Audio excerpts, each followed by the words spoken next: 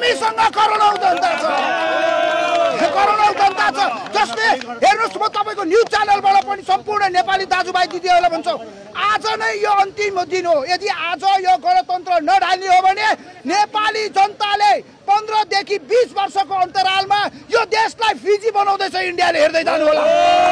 अब आजबाट के हुन्छ भन्नुस् त? आजबाट के हुन्छ? आजबाट गणतन्त्र ढल्छ, लाखौं लाख करोडौं जनता सडकमा आउनेवान छ। जबसम्म यो गणतन्त्र ढल्दैन तबसम्म हामी जनता सडकमा आइरहन्छौं। अब हाम्रो कन्टिन्युटी जान्छ। आजबाट हाम्रो यति चाहिँ कमजोर छ गणतन्त्र। गणतन्त्र कमजोर कसरी छ? कुन ताका बलियो थियो र कुन यो गणतन्त्र नेपाली जनताले ल्याएको हो? नेपाली जनताले तपाईको मत सर्वेक्षण गरेर ल्याएको हो होइन नि? यो गणतन्त्र पहिल्यै कमजोरी थियो। यो विदेशीको शक्तिबाट आएको गणतन्त्र हो। यो कुनै बलियो गणतन्त्र थिएन। प्रधानमन्त्री ओलीले भनेको बिर्सिनु हो? आज चाहिँ नेकपा एमालेको कब्जामा हुनुभएको बिर्सिनु हो? होइन, उहाँले 2-4 हजार जनता ल्याएर उहाँले कब्जा गर्नु सक्नुहुन्छ भने गर्नुहोस्, तर हामी लाखौं 15 लाख जनताले चाहिँ उहाँहरूलाई घेर्दैछौँ। यो कुरा पनि उहाँहरूले बुझ्नुपर्छ।